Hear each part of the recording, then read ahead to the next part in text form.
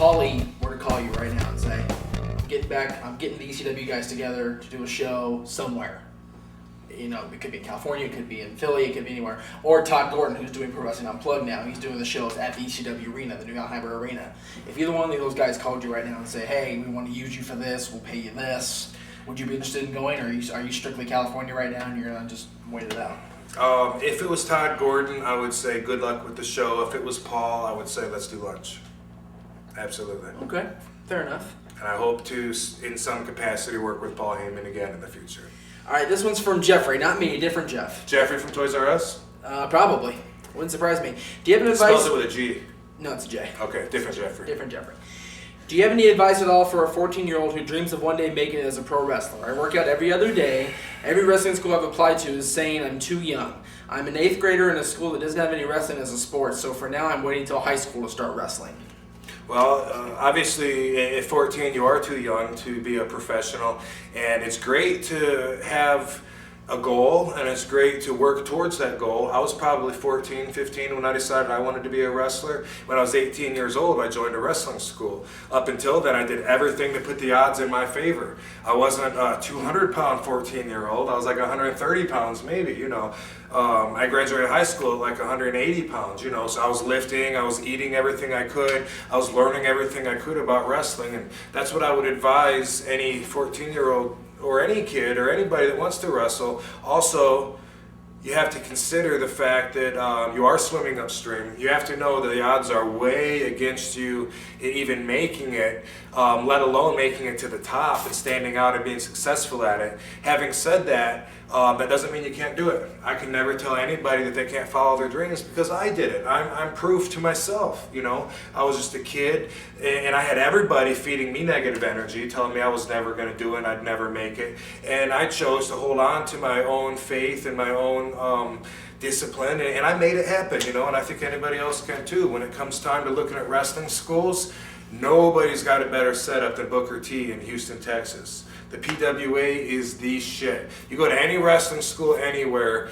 99% of the times you're going to get trained by some guy that either you've never heard of, or he's some guy that you might have seen get beat on TV a few times, so now he's bitter because he's not getting booked anymore, you know, and so he comes in with this bitter attitude and wants to teach all these young guys how to respect the business, you know, and he never got his fair shot, but guess what? He didn't have what it takes. He's not marketable. Nobody wanted to make him a superstar. Any wrestler goes their whole career without ever selling one ticket, and then they feel like they got shorted because they spent enough time putting other guys over, and then they thought eventually it would just come around, it would be their time. They don't get it. It's a business. You have to sell tickets. Anyway, you go to PWA in Houston, you can get trained by Booker T, a current television superstar and one of the best ever, and that is just unheard of, you know. Besides the fact that I've been to a school, nicest school I've ever been to. It's got 4 or 5 rings, monitors over the rings so people can watch TV while they're training, the gym, the office, this big warehouse. It's awesome.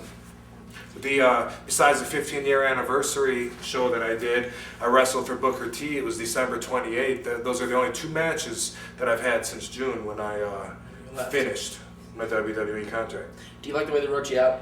Storyline with the No, concussion? fuck no, man. I thought it was so bogus. I pride myself my entire career on being tough, you know, and even within the confines of entertainment, it's important for me to show my durability, my speed, you know, the abuse that I can take. As I said, people watch my matches and they know they couldn't survive those kinds of matches. That's because I'm really eating shit. I'm getting DDT'd on top of my head. I'm taking a chair shot that folds a chair around my head. I'm out there to show what I got. You know what I mean? Right. People are buying a ticket to see me. I'm in the spotlight. I'm not going to hold back. That's what it's about. I'm tough. I've gone my whole career, you know, without really being injured, you know, until I had to have my knee reconstructed, which was so many years in, and I went so long on it after it was injured that I'm actually fairly proud of that. To be written out because I had a concussion on the storyline, it's very weak. It's insulting to my character, and I hate the fact that some fans that might not watch your show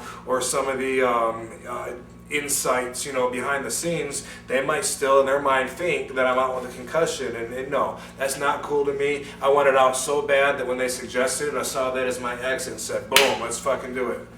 Yeah, bye. Yeah. I'm gone. See ya. Yeah. Somebody get me some ice. I got a headache. Bye. Yeah.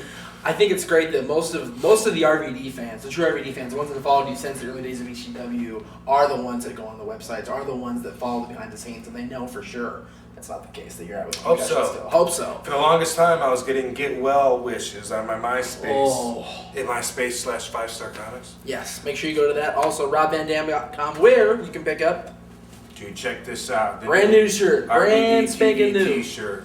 RVD TV, is that what it is? Oh, cool. Yeah. I didn't see the TV part on it. Cool. Rob Van Dam signature autograph on the back. You can't get that anywhere unless you go to this guy. So Some yin yangs on the sleeve to keep you harmoniously in balance. there you go. It's all about balance. Check it out at the 5-Star Comics store on robvandam.com. And don't send any get well wishes because I am doing great. He's great. The knee's I feel good. The head's happy, good. I feel healthy. I feel terrific. You feel good. Have you given any thought to opening your own wrestling school? That, To do what the Sheik did for you? That's always been on the table as a possible scenario, something I could do. Right now, it couldn't really be a lot further from my interest. You know, part of being so burnt out on wrestling is that I need to stay away from it. That's part of my spiritual rehabilitation right now is by staying away from wrestling. That means I don't watch it. You know, which has been true to me since like 2000 or so anyway. When I do interviews and people say, how do you feel that they're using Eugene right now? I don't know what the fuck they're doing. I don't watch it. You know? Even when I was doing it, I would just watch my matches to critique it, you know, as a business perspective and try and improve, you know. But I believe, you know, that probably I've got a lot to offer. And if I had a wrestling school, I would hopefully be able to really teach some insight from a one-of-a-kind perspective, you know, on what it's like to be out there performing, you know. And however, not interested in it. Right now, I'm so burnt out on wrestling that when I look at wrestling, I don't understand it. I don't understand why there's 10,000 people in the stands. Why have they left there? I would sit there and do that. When I was on the show, towards the end there, I'd say, why are all these people here filling up this arena? Why aren't they at home? Because I wanted to be home. You know, I miss home. Right. These guys, they watch these same assholes on TV every single week. It's just 4 ropes. Everybody's got 2 arms and 2 legs. Most of them aren't doing anything different, giving any effort or any attempt whatsoever to show something that we haven't seen. So I don't understand what they enjoy about it, and I started that's when I realized I really needed to not be there, you know, because I didn't get it anymore, you know. Last night I turned on UWF and I was flipping through the channels, right? And I said, and I watched a couple minutes of Brian Blair and something, and I was laughing, you know, and I was like, you know, the wrestling was so different then because the bar hadn't been raised up so high, you know, it was a total different style. I enjoyed it for a few minutes, and then I realized if you don't really love that business, you can't do it. You can't. You have to really, really love it. Bruno Sammartino is like obviously the legend of legends. I mean, you're not going to hear anybody say anything but utmost respect for that guy. You know, that's what I find. And I'm listening to his commentary and I'm thinking this guy has to really love it to do what he's doing. You know, he has to. I'm watching and I just saw like this horrible, crappy, shitty punch somebody threw a wrestling. You know, it was just something that made me want to turn the channel. And I'm listening to Bruno saying, oh, wow, did you see that left come out of, you know, right field and nearly knocked his jaw off? And I'm thinking, I couldn't do that. I could not get there and pretend I'm enjoying that to the point to where I'm trying to get other people to enjoy it too, you know. I'd be the opposite. If I was a commentator, I'd be like, oh my God, he didn't even get that drop kick above his waist. What the hell? Don't these guys go to wrestling school before they come out on TV? Did you see that? He tried to drop kick him and 1 foot went in his nuts and the other one hit him in the thigh. You people see that? Oh, there he goes, trying to make it up the ropes. We'll be lucky if he makes the top with his coordination. I would be the opposite. I'd be just tearing these guys apart because that's what I see. Now that you've taken a step back and you're looking from the outside in at ECW right now and the way it's being presented by WWE, I noticed, and one of the fans brought this up, his name is Billy, at the Royal Rumble match itself. Hi, Billy. Hi, Billy. Chavo Guerrero, who is the ECW champion right now, was entered in the Royal Rumble match. Okay. And the winner of the Rumble is supposed to get a championship opportunity. Why does it make sense for a champion of the ECW champion at that to challenge for a world championship. Shouldn't the ECW title be considered a world title? They saw that as kind of a slap in the face to the ECW title and the ECW itself. So how long do you see ECW actually existing after doing these constant things to just water down the name ECW? Well, I'll tell you, the response I have to that is based on a conversation I had with Vince McMahon when I was telling him why ECW is not going to work. Okay, the ECW fans aren't going to go for this. All right, you can't do this and this, and I hit him with all these things. And at first he would listen to me, and when I knew that it was time for me to start, looking towards the exit doors, when I realized he had absolutely no interest whatsoever in reviving the spirit of ECW. It didn't even need revived. It was there. Obviously it was there. The fans brought it. Us original wrestlers brought it. And it was a big part of the show that Vince refused to see. And, his response was, "Oh, Rob, nobody remembers the old ECW." And I swear, this is a man who has the largest ego that you'll ever deal with. I've never met anybody, and it's not from a point of it's not like he's a conceited asshole. It's not like that. It's just that the way that he thinks is inside the McMahon box. He never has to think outside the McMahon box. He says, "Rob, things change. People grow up. They have kids. They get married. They move on. They quit watching wrestling." I said, "Wait a second. Didn't we bring back ECW based on the success of One Night Stand?" In that DVD, The Rise and Fall of ECW. Yeah, exactly. Isn't that, what generated this? He goes, "Rob, for all I know, those 2,500 fans at the Manhattan Ball Center were the last of the old ECW fans." I said, "You're kidding me. They bought that DVD everywhere." "Well, yeah, I advertised it on my show." So Vince, why do you think the fans chant ECW? "Because I spent the last 5 years training them to do that." And the thing is, he honestly really believes that. He's speaking from some kind of position that to me is far from reality. So how do you argue with that? You can't argue with that. You tap. Eventually you tap. You say, "Okay, I'm done." When I told him ECW is not going to work, it comes across like a third brand that's a lesser brand. It's not as cool as the other two. So really, what you've done is you've had this product that was totally different, and you've made it much in the same pattern or same likeness as the other ones, but with a much lesser quality. That's how it comes across. And when I told him that, and I said it's not going to work because the ECW fans, they want to support the original ECW, you know what he says to me? "Rob, it's going to work because I'm going to make it work." Oh, brother. Well, there you go. So how long do I think it's going to last? I guess, Vince has some deep pockets. If he doesn't change his perspective and he thinks he's going to keep it going, then I guess he can keep it going. This guy, it's more important for him to say that he's been there at the top than it is for him to say he's had success. I truly believe that. People ask me about that with the movies out here. How come when he does these movies, why does he look to get his wrestlers? Well, he likes to do big box office movies that cost $30 million, that lose $30 million. Then he can say he's had a movie in all the theaters, advertised everywhere, a top, theatrical release. And to him, that's more important than spending an intelligent $2 million on an action movie that can really gross a lot. No, that's not the way he thinks. He brought back his own football league, to compete just so he could say that he's done that. Lost money, big deal. He brought back his own bodybuilding federation. It's the same thing for Vince.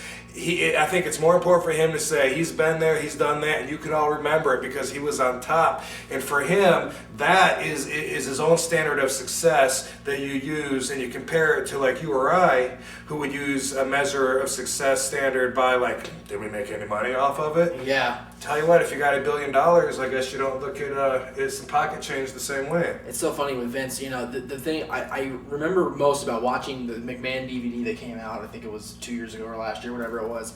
There were so many failures mentioned in the trailers, the WBF, the XFL, all these failures. And then when the DVD comes out, the WBF is nowhere to be found on the DVD at all. Mm-hmm. The XFL is a little blip on a clip.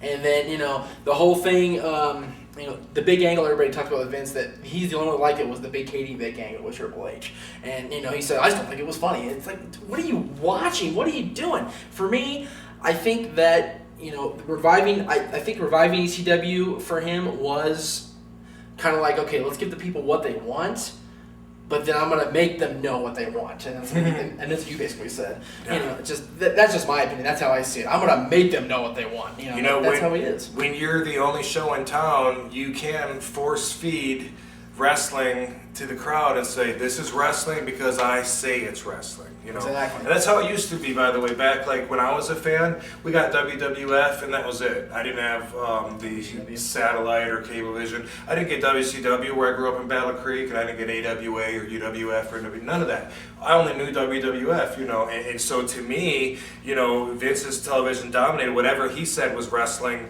it was to me and to many other people. And then several years later, he kind of lost the ability to say, I'm going to show you what wrestling is. It's what I want it to be. Because then people say, wait. Okay, we like your 300-pound dancing hillbillies and all that. But now we got Japanese wrestling, we got Mexican wrestling, we got all these other organizations. And now we know that there's some guys that might not be 300 pounds that are way more entertaining to watch, that are working their asses off for my dollar, that are creative, that are acrobatic, they're athletic. And guess what? Eventually it became up to the fan to actually choose. They had a choice, you know.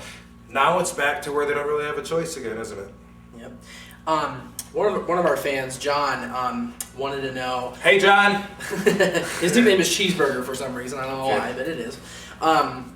If you hadn't been locked into a contract in the original One Night Stand 2005, when you came out to the promo with Fonzie against the WWE Crusaders, Sure. if you hadn't been locked into a contract, would you have done Hardcore Homecoming as well? And who would you like to work at that show? Both shows actually, because you didn't get to work. All you did was the brief interference with Rhino. Well, if I wasn't under contract with WWE, of course they could have still brought me in, you know, as a day player, like they did for a lot of the ECW guys, or they signed him up for a temporary deal and got rid of him or whatever. So, if we're going to rule out that option as well, then of course I would have been interested in the Hardcore Homecoming. You know, the thing about that is ECW One Night Stand was my idea, right? Right. I was the one that went to Vince and said, you know what, there's this void.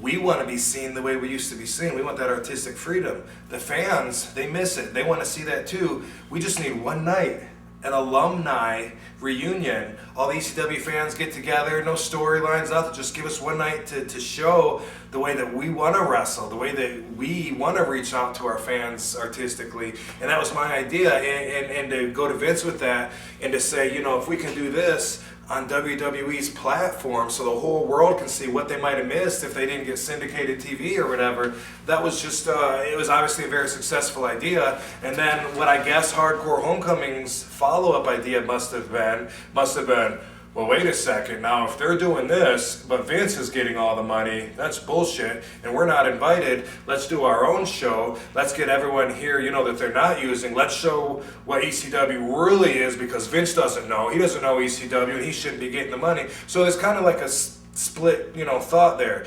True, Vince, you know, was ultimately getting the money, but it was because of him that the thing even came about, and also it was his platform, you know, and it was him. It was WWE's television and pay-per-view that got it seen around the world, you know. If I didn't have any of that and I'd just been approached, you know, Hardcore Homecoming, hey, we're going to do this thing, WWE's got their show, we're going to do our own, then of course I would have been interested in talking to them. I don't necessarily think that they put out a different spirit, which I think was probably the intention. They probably thought, this one's going to be a WWE version of ECW, and it really wasn't. A little bit. The first one wasn't. I'll give you that. With the exception of having JBL and those guys in the building. They didn't need to be there, obviously. No. But with the exception of that, dude, it was ECW all the way, because it was us, the performers. And that day I had to go around to the guys, too, and kind of loosen them up, man. They're all like, you know, like all nervous, like they think they're there for an audition to try and get a job with WWE. I'm like, no, guys, stop it. We're here to show what ECW is, man. Be yourself, you know? He must have said 15 times, you're like, I'm sorry, guys. I feel like I should know who you are. I'm sorry I don't follow wrestling. It's like, dude, fuck off. We know you're not a fan, or else we wouldn't be having these cuffs sitting in the back of your car, you know? People ask me all the time about, you know, why don't you go to TNA? You could have better matches, you can be with this guy, and obviously I don't have that passion, that desire, that self-challenging factor in me saying, oh, I think I can go 35 minutes with that guy and give him his best match. It's not about that for me.